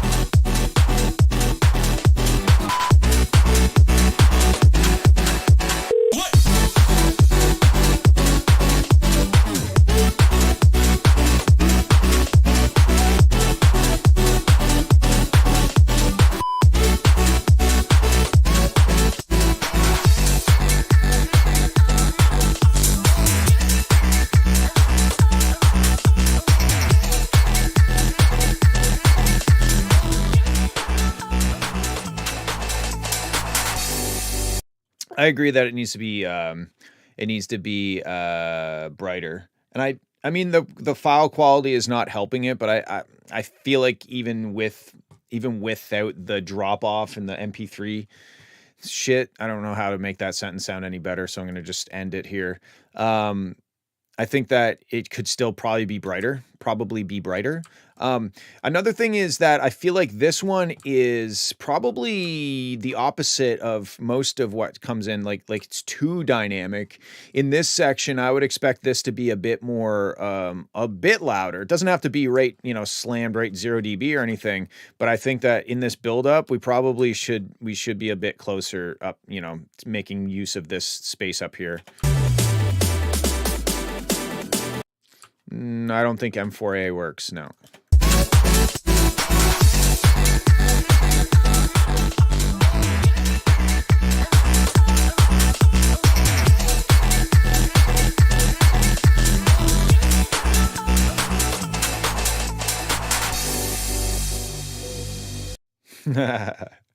Yeah, not quite. I don't think. I think I mean, like, I like the track. It's dope. It's kind of like Speed House, sort of, but not quite. I don't really know genres very well, but I do really like it. It's very energetic. When you are sorrowful, look again in your heart, and you shall see that in truth you are weeping for that which has been your delight. Right here, okay. Here's a thing that I'm going to say. I don't think you should really ever have a reverse symbol into the unreversed same symbol. It sounds like it's so obvious. Or maybe that's just reverb carrying it over. I don't know, maybe. But at this point, I would have probably some sort of whatchamacallit, like a rhythmic something come in.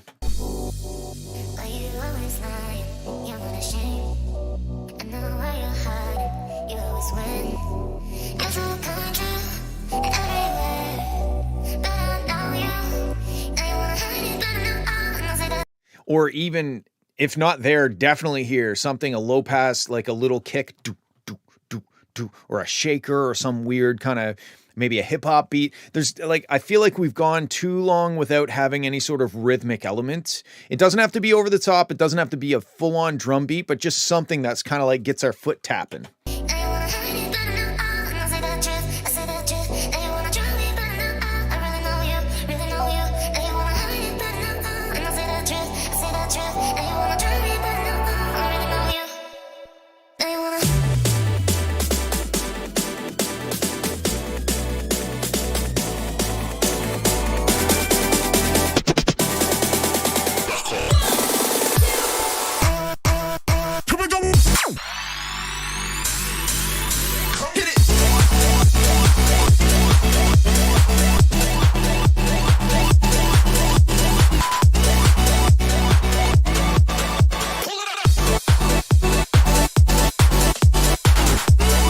Do you hear do you hear the track come alive when I turn on the mastering that I put on this? And it's mostly just because I've added 4.5 decibels of 6K and up.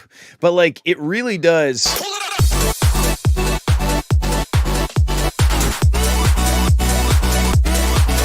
Like, all of a sudden the song is just like, hey guys, I'm alive now.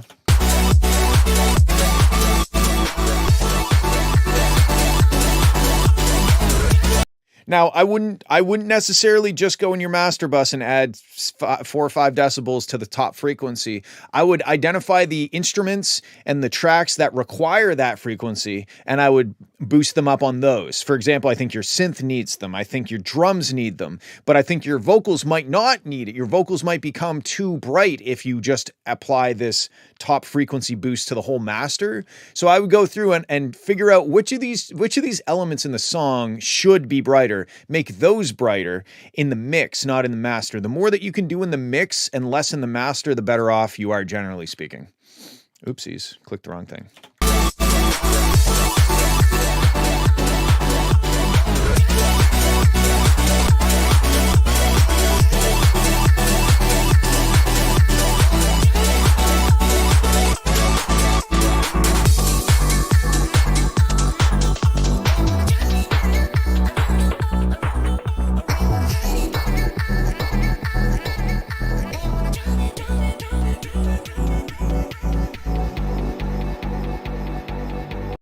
This beat is good.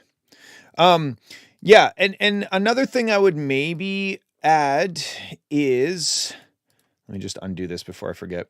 The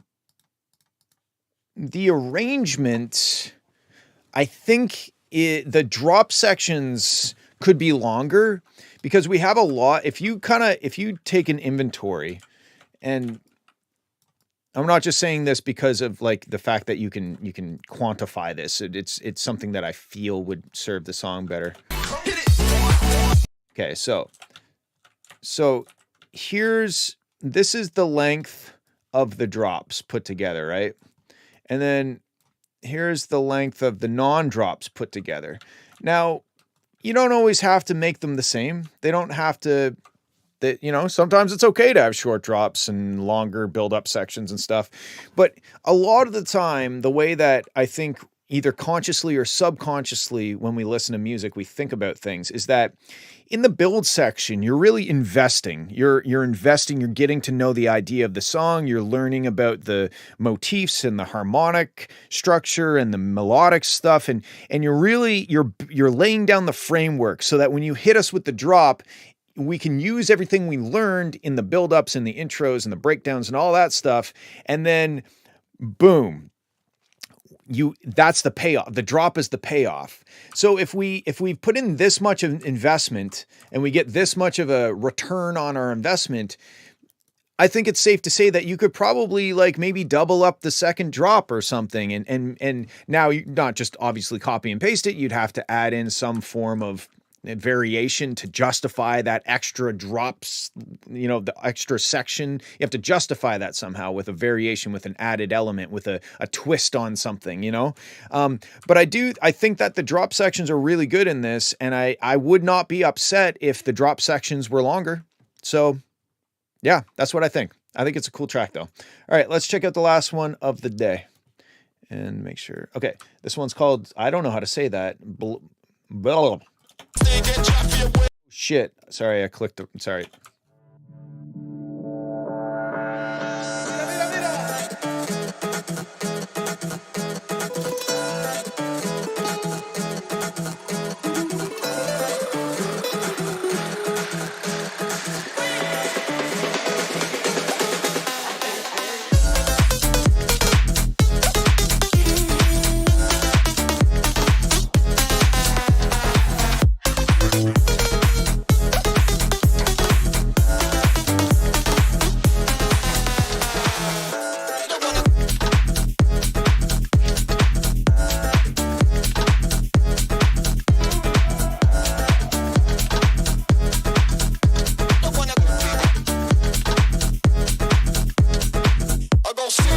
Dude, this makes me want to make tacos.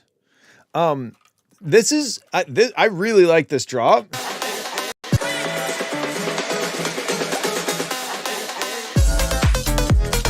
This is kind of having the reverse of the last track, where we get too much return on not enough investment. I feel like you didn't tease us enough with this. And I also feel like this might be a better way of dropping, where it's kind of more stripped out. Let me see.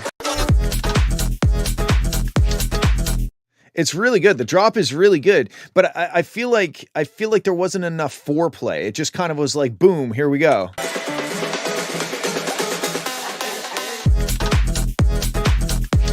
I fucked that up because I forgot that I wasn't in the right tempo. But anyway, I don't know how to. There are many ways of doing this, but I would have the build up like tantalize us a little more, you know? Like get us more excited, make us like really want the drop instead of just being like, here you go. I think that because this drop section is so good, and the intro, it's good too. This is good, but I believe the buildup is right here. This is the length of the buildup. It's like basically 2 bars worth of like buildup, right? I think that's, to me, the biggest thing that's lacking in this so far. I haven't listened to the whole thing, but like arrangement wise, you've got a sick drop, you've got a sick intro that tells us all we need to know about the guitar and what to expect. But the missing piece is the build up leading up to the drop, getting us like, just give us the drop already, you know?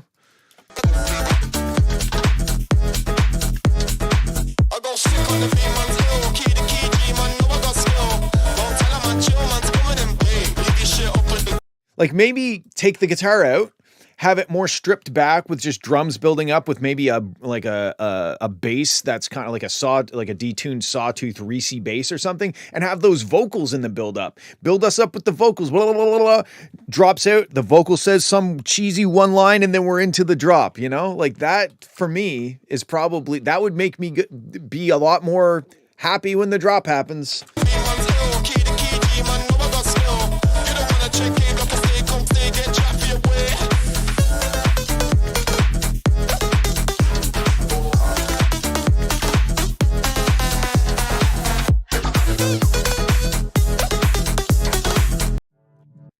Did I? Oh, okay. I did that. Yeah.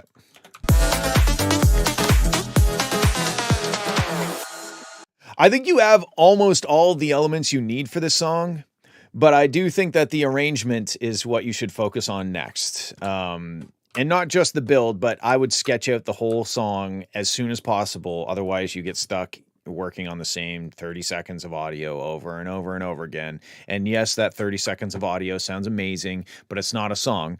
So I would just focus on arrangement with this right now. Get it sketched out to the length of like the song, the whole structure. Again, even if there's big long sections of 32 bars of a kick drum, because you're like, this is going to be a drop section, so I'm going to put 32 bars of a kick drum. Then I'm going to have a build-up section. Maybe the build-up section is just a snare hit that's getting louder. And then, you know what I mean, a breakdown section. Just sketch it out and have the arrangement on your screen, and then go and fill it in with music as you're going.